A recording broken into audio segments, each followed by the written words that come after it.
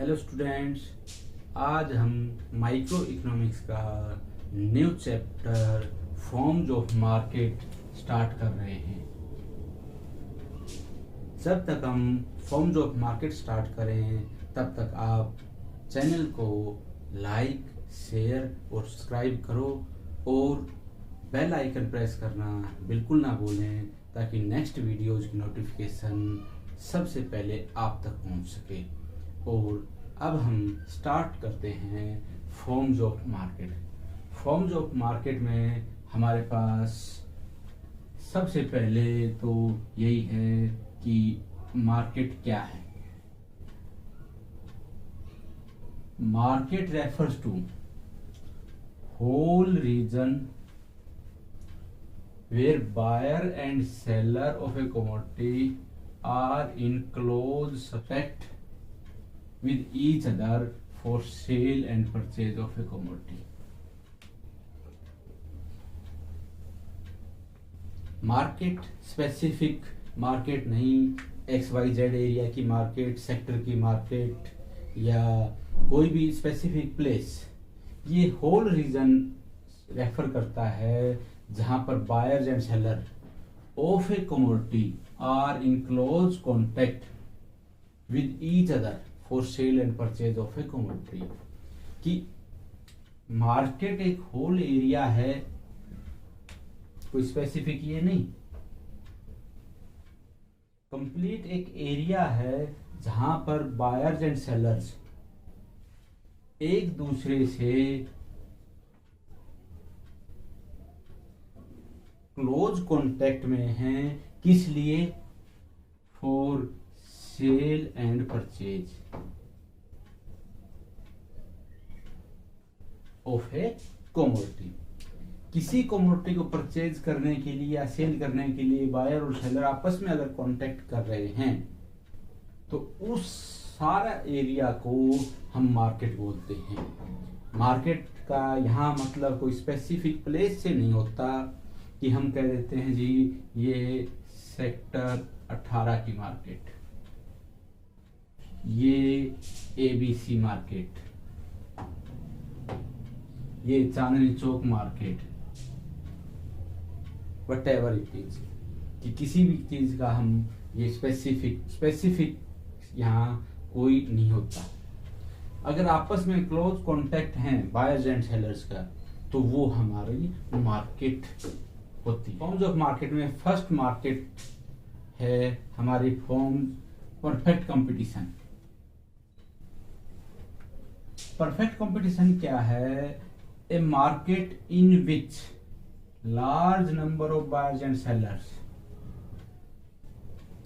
a very large number of buyers and sellers are in the market and produce homogeneous product and sell them at a uniform price। जब किसी market में very large buyer and sellers हैं और जो seller हैं या producers हैं they produce homogeneous products. Homogeneous मतलब सेम किस में? कलर में, पैकिंग में, टेस्ट में, किसी भी तरह का बोलें तो आइडेंटिकल है। जैसे अगर हम बात करते हैं शुगर की, अगर हम ये कहें शुगर में ये नहीं हो सकता जी ये अच्छी शुगर है, ये 10 रुपए पर केजी, ये 12 रुपए पर केजी है, नहीं, बिल्कुल आइडेंटिकल शुगर एक जैसी है। नॉर्मली हम शुगर को देखते हैं तो वो होती है, लेकिन फिर भी हम प्रेजेंट मार्केट में देखते हैं तो उसका रेट अप डाउन होता है। ये छोटी है जी, ये मोटी है जी, अच्छी है, ये बुरी है, किसी भी वे से हमें प्रोड्यूसर बोलता है जी इसका रेट इतना है, इसका इतना है। कोई पैकिंग करके अलग बना देता है जी ये पैकिंग वाली लेनी है तो ये इतने रुपए पर केजी है, लेकिन नहीं, पैकिंग में, कलर में, टेस्ट में, किसी भी वे से कोई डिफरेंस नहीं होता प्रोडक्ट में। अगर हमारे पास, अगर एग्जांपल ले लेते हैं हम हमारे पास 100 सेलर्स हैं शुगर के, तो सभी सेलर्स के पास, सभी प्रोड्यूसर्स के पास सेम आइडेंटिकल शुगर मिलेगी, हम किसी से ले लें। तो कैसे प्रोडक्ट होते हैं परफेक्ट मार्केट में? Homogeneous product, and sell them at uniform price. Uniform price, same price पर मिलेंगे। जब शुगर आइडेंटिकल है तो हम फर्स्ट से लें, थर्ड से लें, 40th से लें, 100th से लें, किसी भी हम सेलर से शुगर लें तो सभी का सेम रेट होगा, that is 30 rupees per KG. कुछ भी हो तो जो रेट है वो यूनिफॉर्म रहेगा, सेम प्राइस रहेगा पूरी मार्केट के अंदर। परफेक्ट कंपटीशन में 3 चीजें हैं। क्या है? Very large number of buyers and sellers, number 2 homogeneous products, and number 3 uniform price. जब ये तीनों चीज होंगी तो उसको हम बोलते हैं परफेक्ट कंपटीशन। तो इससे आगे हम परफेक्ट कंपटीशन के फीचर्स करेंगे। फर्स्ट फीचर्स है very large number of buyers and sellers. इसमें वेरी लार्ज की बात की है, तो बहुत ज्यादा बायर्स एंड सेलर्स होंगे, और कितने ज्यादा सेलर होंगे कि जो इंडिविजुअल है, इंडिविजुअल सेलर हो और बायर। इंडिविजुअल सेलर और बायर कैन नॉट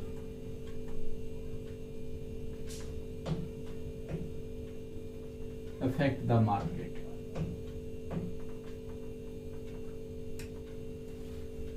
उनका जो रोल है वो इनसिग्निफिकेंट,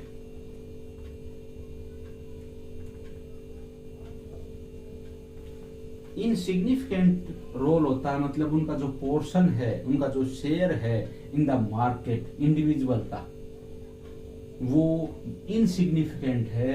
अगर हम बात करें, अगर हमारे पूरी मार्केट में ये इतने क्विंटल्स या और जो भी हम कहें शुगर प्रोड्यूस कर रहे हैं, तो इंडिविजुअल इसका छोटा सा पार्ट, इतना सा। ये जितने भी सारे प्रोड्यूसर जितनी प्रोड्यूस कर रहे हैं, लेकिन जो इंडिविजुअल है वो बिल्कुल छोटा सा शेयर प्रोड्यूस कर रहा है, तो वो मार्केट को इन्फ्लुएंस नहीं कर सकता due to his insignificant share in the market. First आ जाएगा very large number of buyers and sellers, and what are its significance.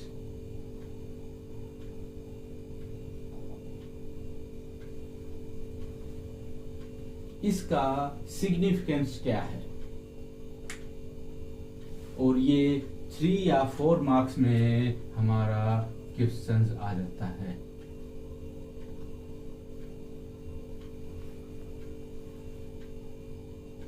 तो सिग्निफिकेंस क्या है कि जो सेलर है, individual seller,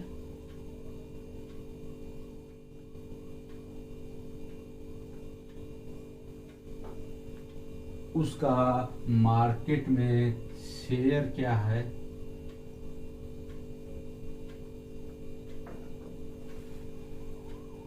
is insignificant.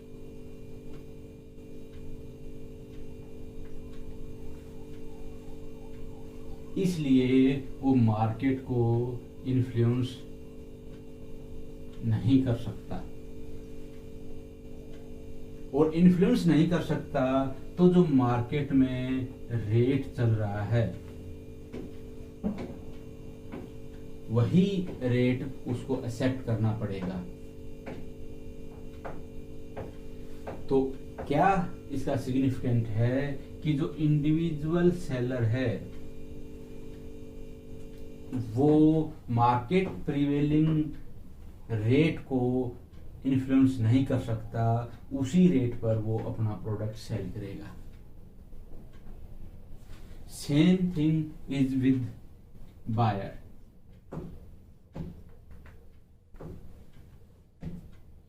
Buyer का शेयर भी मार्केट में इनसिग्निफिकेंट होगा और बायर भी मार्केट को इन्फ्लुएंस नहीं कर सकता, तो इसलिए उसको जो भी कमोडिटी परचेज करनी है वो मार्केट रेट पर अवेलेबल होगी। अगर ये बायर चाहे कि मैं 10 रुपीज वाली चीज को ₹9 में परचेज कर लूं, तो ये पॉसिबल नहीं होगा। तो सिग्निफिकेंस क्या है कि सेलर हो या बायर, दोनों का ही रोल इनसिग्निफिकेंट होता है, बहुत छोटा होता है और वो मार्केट को इन्फ्लुएंस नहीं कर सकते अपनी डिमांड या सप्लाई से। प्रोड्यूसर कहे कि मैं सप्लाई बंद कर दूंगा तो रेट बढ़ जाएगा, नहीं बढ़ सकता। बायर कहे कि मैं ये चीज खरीदना बंद कर दूंगा तो मुझे ये चीपर रेट में मिलेगी, नहीं। तो जो रेट मार्केट से फिक्स होता है उसी रेट पर बायर और सेलर, बायर परचेज कर सकता है और सेलर सेल कर सकता है। सिर्फ उसको तो ये डिसाइड करना है कि मैं इस रेट पर कितनी कमोडिटी परचेज करूं और सेलर को कितनी कमोडिटी सेल करे, तो ये डिसाइड कर सकता है। तो इस तरह सिग्निफिकेंस के साथ, what is the significance of very large number of buyers and sellers, ये हमारा 3 या 4 मार्क्स का क्वेश्चन बनता है। तो इस तरह आपने ये एक्सप्लेन करना है। नेक्स्ट है होमोजीनियस प्रोडक्ट। होमोजीनियस में बताया था मैंने आइडेंटिकल,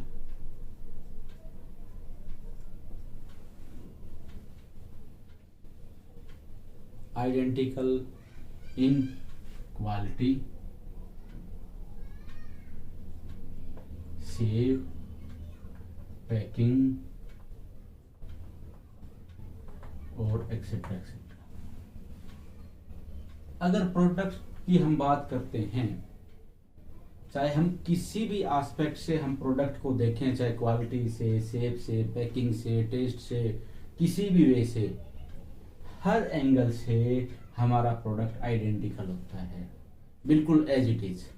अगर ये रेड पेन है ऐसा ही दूसरी कंपनी भी बना रही है तो सेम ऐसा ही मिलेगा, तीसरी फर्म बना रही है तो वो भी ऐसा ही मिलेगा, बिल्कुल आइडेंटिकल, कोई 0.1% भी डिफरेंस नहीं होता, बिल्कुल सेम प्रोडक्ट मिलेगा। This is the homogeneous product. तो प्रोडक्ट जब होमोजीनियस होगा तो फर्म 1 2 3 सो ऑन, क्या इनमें से कोई फर्म जो प्राइस है उसको अप या डाउन कर सकती है? नहीं।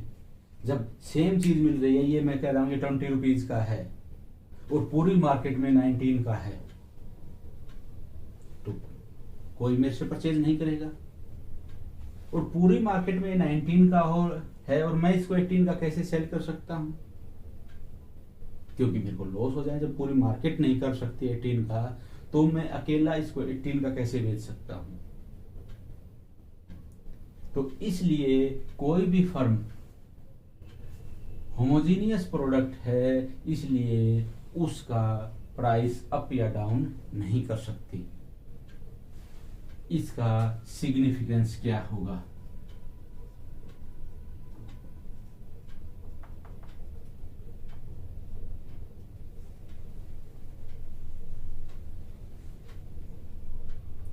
Uniform price.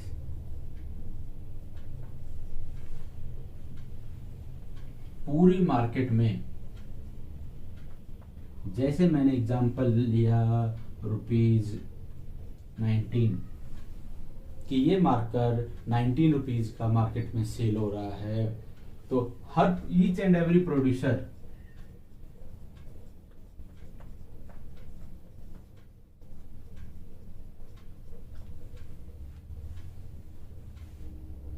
सभी प्रोड्यूसर्स को ये मार्कर 19 रुपीज में ही सेल करना पड़ेगा।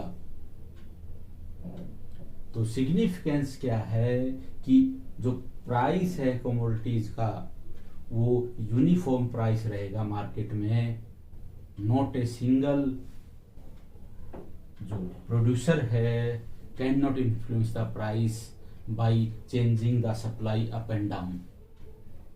सप्लाई चेंज कर देता है कोई प्रोड्यूसर की, मैंने ज़्यादा सप्लाई कर दी, मैंने कम कर दी, तो उसकी सप्लाई चेंज करने से जो प्राइस है उसके ऊपर कोई इफेक्ट नहीं पड़ेगा। थर्ड है फ्री एंट्री एंड एग्जिट।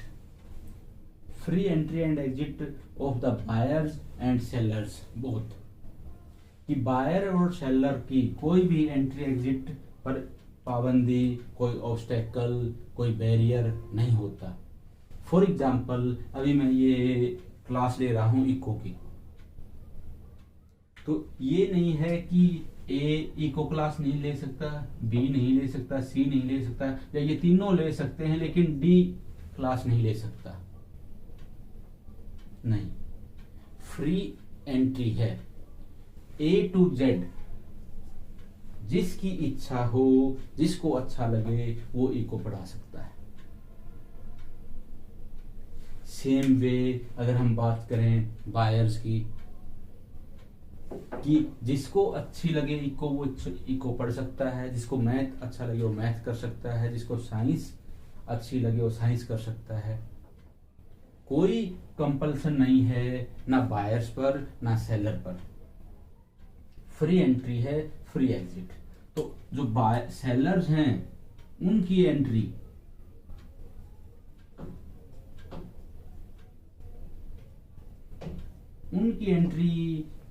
कैसे होगी? उनकी एंट्री होगी प्रॉफिट से। Profit induced firm to enter in the market. अब मुझे लग रहा है कि इको पढ़ाने से बहुत ज्यादा प्रॉफिट होता है, तो क्या होगा कि मैं इको पढ़ाने स्टार्ट कर दूंगा, कोई ऑब्स्टेकल नहीं है। मुझे लगता है कि साइंस पढ़ाने से बहुत ज्यादा प्रॉफिट होता है, तो मैं साइंस पढ़ानी स्टार्ट कर दूंगा, कोई ऑब्स्टेकल नहीं है। तो जो और किसकी वजह से एंट्री होगी फर्म की? प्रॉफिट की। अगर फर्म्स को प्रॉफिट लगता है कि इस चीज के प्रोडक्शन में प्रॉफिट है, तो ही फर्म एंट्री करती है। और एग्जिट कैसे करेंगी? एग्जिट करेंगी लॉस पर। अगर मार्केट में इको पढ़ाने वाले को या साइंस पढ़ाने वाले को लॉस स्टार्ट हो गया, तो क्या होगा? जो इनएफिशिएंट जो फर्म्स हैं वो फर्म एग्जिट करना शुरू कर देंगी, क्योंकि सबसे पहले सबसे ज्यादा लॉस उन्हीं को होगा। तो जो प्रॉफिट है वो एंट्री इंड्यूस करेगा कि नई फर्म आएंगी प्रॉफिट को देख के, और जो लॉस है वो एग्जिट को इंड्यूस करेगा कि जैसे ही मार्केट में लॉस शुरू होता है तो जो इनएफिशिएंट फर्म्स हैं वो एग्जिट करना शुरू कर देती है मार्केट से। तो ये हमारा फ्री एंट्री और एग्जिट है। इसका सिग्निफिकेंस क्या है कि एंट्री और एग्जिट फ्री है, कोई ऑब्स्टेकल, कोई बैरियर नहीं है। तो एंट्री किससे हुई? प्रॉफिट से। और एग्जिट किससे हुआ? लॉस से। तो जब फर्म को लगेगा कि सुपर नॉर्मल प्रॉफिट अब मैं इको पढ़ा रहा हूं किसी ए बी सी को, ये लग रहा है कि सर इको पढ़ाकर और सुपर नॉर्मल प्रॉफिट अर्न कर रहे हैं, तो क्या होगा, A B C firm entry कर जाएगी। सुपर नॉर्मल प्रॉफिट क्या होगा, बहुत ज्यादा प्रॉफिट, तो क्या होगा, A B C firm enter करेगी। फर्म्स को ये लगेगा कि जो एग्जिस्टिंग फर्म्स हैं वो सुपर नॉर्मल प्रॉफिट अर्न कर रही हैं, तो फर्म्स की एंट्री होती रहेगी जब तक कि नॉर्मल प्रॉफिट नहीं हो जाता।